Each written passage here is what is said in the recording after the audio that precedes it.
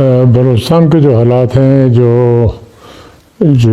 جس رستے پہ بلوچستان جا رہا ہے اس ٹائم، یہ تو 1948 سے اس کی بنیاد رکھی گئی تھی.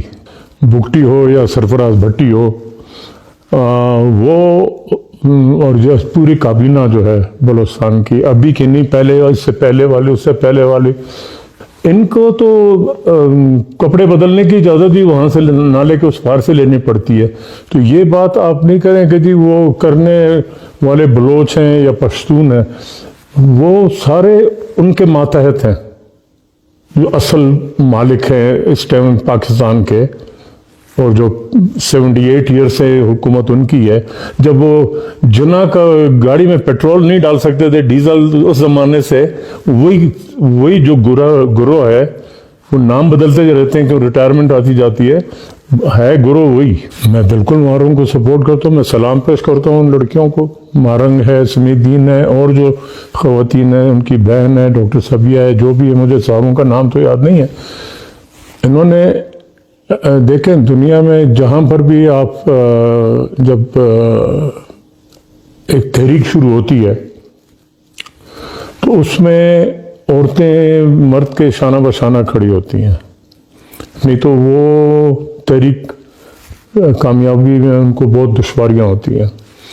یہاں پر بلوچستان میں آپ ابھی دیکھ رہے ہیں کہ یہ جو ہماری بچیاں ہیں، ان کی مائیں ہیں، جن کے بیٹے، اور وہ کیا مانگ رہے ہیں آپ سے؟ انہوں نے کیا بندوق تو نہیں اٹھائی ہے، انہوں نے تو غلیل بھی نہیں اٹھائی ہے.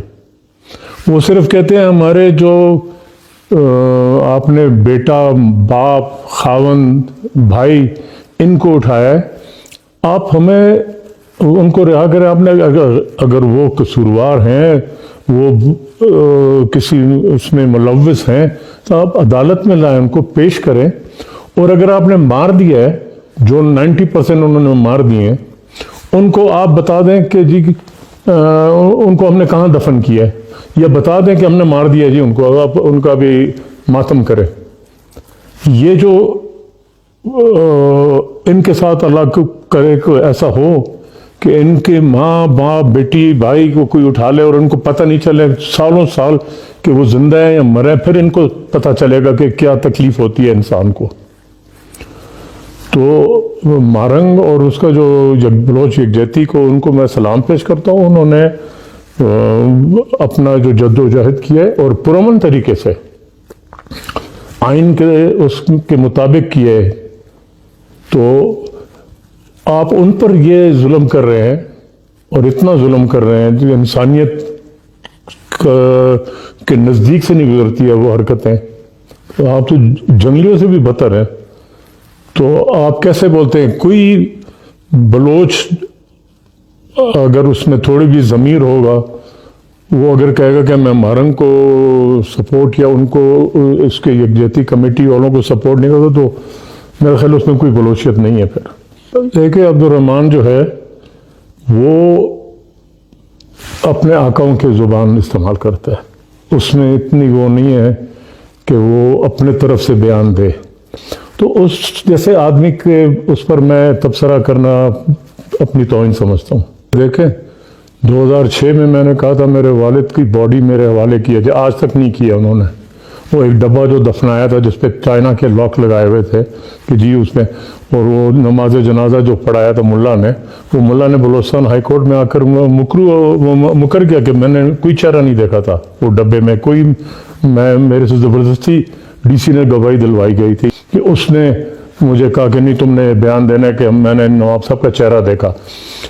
لاسی صاحب جو تھے، جو ڈی سی تھے، وہ تو اس کے بعد آج تک ان کا پتہ ہی نہیں کہ وہ ہیں کدھر، وہ بھی لاپتہ ہیں. ابھی پتہ نہیں اس کو انہوں نے مار کے لسبیلا میں کدھر دفنا دیا، ہمیں نہیں پتہ، یا اس کو ملک سے باہر بھیج دیا، کسی کو نہیں پتہ ہے. لیکن یہ کوئی نئی بات نہیں ہے. یہ کہتے ہیں بھائی اگر وہ لاشیں آپ نے مار دی، ٹھیک ہے، آپ کہتے ہیں ہم نے مار دی، آپ ورثہ کو دکھانے میں آپ کو تکلیف کیا ہے؟ وہ آپ نے اس کا اچار بنانا ہے باڈی کا، کیا کرنا ہے آپ نے؟ پھر آپ رات کو جا کے 2:30 بجے 3 بجے آپ جا کے کاسی قبرستان میں دفناتے ہیں اور کہتے ہیں جی ہم نے امانتی دفنایا. آپ کون ہوتے ہیں؟ ان کا وہ ایک پیٹرن بن گیا ہے. جب بھی ان پر وار ہوتا ہے یہ 1 دن 2 دن کے بعد 8-10 لاشوں کو دکھا دیتے ہیں. کوئی چپل بھی ہے، چپل میں ہوتا ہے، کوئی سلپر میں ہوتا ہے، کوئی بغیر. وہ پہاڑوں پہ لڑ رہے. تو اس قسم کی حرکتیں یہ خود کرتے. اس پر اپنے طرف سے ان کا خیال ہے کہ ہم پردہ ڈال رہے ہیں. کوئی ان کے بات پر یقین نہیں کرتا ہے. یہ وہ لوگ ہیں جنہوں نے قرآن پہ ہاتھ رکھ کر مکر گئے. تو یہ کل سرفراز ہے یا کوئی اور ہے، اس سے پہلے والے ہیں، کل والے کوئی اور آ جائے گا، سرفراز کو ہٹا کے کسی اور کو لے آئیں گے.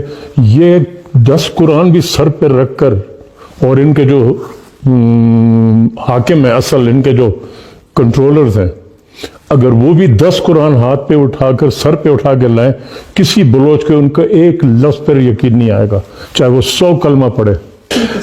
اچھا، آپ اس قسم کی حرکتیں کریں تو زیادہ گلوریفائی ہو رہے ہیں. وہ اس کو بولے کوئی پہلے جا کے تعلیم حاصل کرے. کوئی یہ اپنے طرف سے پتہ نہیں کون اس کو فیڈ بیک دیتا ہے کہ تم یہ بولو، تم یہ، کیونکہ بولتا تو یہ ان کی زبان ہے، جو وہ اس کو بولتے ہیں وہ طوطے کی طرح یہ اس کو رٹ کے پھر آگے بات کرتے ہیں.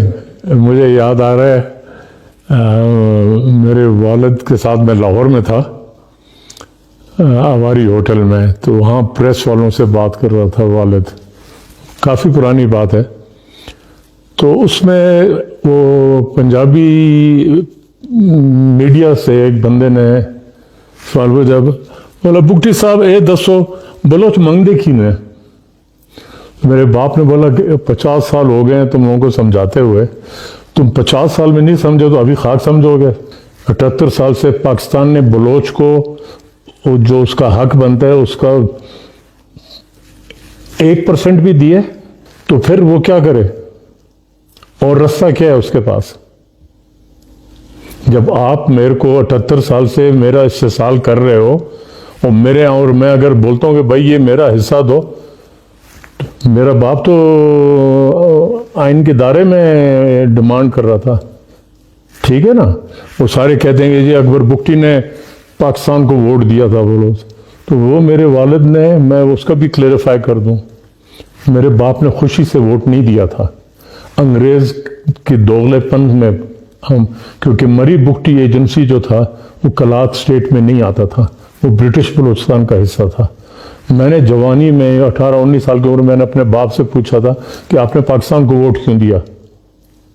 تو اس نے کہا کہ ہمارے پاس اس ٹائم میرے والد کی عمر 20 سال تھی. انگریز نے 2 آپشن دیے تھے برٹش بلوچستان کو کہ پاکستان میں شامل ہوں یا ہندوستان میں شامل ہوں. تو انہوں نے دونوں نے خط لکھا تھا انگریز کو کہ آپ ہمیں 3rd آپشن دیں اگر ہم کلات سٹیٹ میں جانا چاہتے ہیں. انگریز نے نہیں دیا. پہلا شیطانی انگریز نے یہاں کیا ہمارے ساتھ. تو پھر چلے ہم پاکستان میں شامل ہو گئے، میرے والد نے ووٹ دیا. پھر میرے والد کے ساتھ کیا کیا آپ لوگوں نے؟ ایوب خان کے 10 سال کا جو آپ بولتے ہیں کیا ڈیکیڈ آف پروگریس کہ خوشحال پاکستان تھا، 10 سال جو ایوب خان کے تھے. میرے باپ نے 8.5 سال جیل کاٹے تھے. میں نے آدھا سے زیادہ پنجاب اس زمانے میں دیکھا کالج میں جب میں تھا. میں منٹگمری گیا، پتہ نہیں اس کا نام ابھی کیا ہے، لال پور گیا، اس کا نام مجھے نہیں پتہ ابھی کیا ہے، ابھی تو سب نام بدل دیے انہوں نے. تو ہم جاتے تھے، جب میں کالج جاتا تھا ٹرین سے پشاور، تو رستے میں ہمیں اجازت تھا کہ آپ نے باپ کو ملنا. ملتان جیل، منٹگمری جیل، لال پور جیل، تو یہ سارے شہر ہم نے دیکھے. حیدرآباد جیل، ادھر جہاں جہاں والد کو رکھا تھا ہم وہاں جاتے تھے ملاقات کرنے والے. تو 8.5 سال لمبی عمر ہوتی ہے، ٹھیک ہے نا. تو آپ نے میرے باپ کے ساتھ کیا کیا؟ اتنا آپ لوگوں میں تمیز اور انسانیت نہیں ہے کہ آپ لوگ وہ باڈی میرے حوالے کرتے. وہ نہیں کیا آپ لوگوں نے. اور پھر آپ بولتے ہیں کہ یار تم لوگ عجیب لوگ بلوچ ہو، تم لوگ سارے دن غصے میں بیٹھے ہوتے ہو، تم لوگ مانتے نہیں ہو. کیوں مانے ہم؟ یہ ادھر آ کے یہ ڈرامہ جو ہے نا کہ جی بیچارے پنجابی مزدور، ادھر بلوچوں کے پاس کھانے کو نہیں ہے، تم 100 کے حساب سے، ہزاروں کے حساب سے مزدور بلوچستان میں بھیج رہے ہو. آپ بھیجیں اس کو دبئی بھیجیں, ادھر بھیجیں, آگے بھیجیں. آپ کو بلوچستان تربت میں, واش میں, ادھر ادھر آپ نے پنجابیوں کو نوکریوں کے لیے بھیج رہے ہیں. یہ کون بیوقوف اس کو اس قسم کے ڈرامے مانتا ہے یا اس قسم کے نیریٹو کو اس پر یقین کرے گا؟ عبد الرحمان کرے گا کیونکہ اس کے مائی باپ ہیں نا, وہ تو جو مائی باپ بولیں گے وہی کرے گا. دیکھیں دنیا میں ہر جگہ میں جو قابض حکومت ہوتی ہے یا قابض لوگ ہوتے ہیں, ان کا پہلا وہ ہوتا ہے کہ آپ جو لوکل جو بندے ہیں, یا تو ان کو اگر وہ آپ کے زیر سایہ, انگریزی میں لفظ ہے سبجوگیشن, آپ کے سبجیکٹ بن جاتے ہیں, آپ کے جو بھی آپ اس کے اوپر ظلم کریں وہ سب بولتے ہیں سرکار آپ صحیح کر رہے ہیں.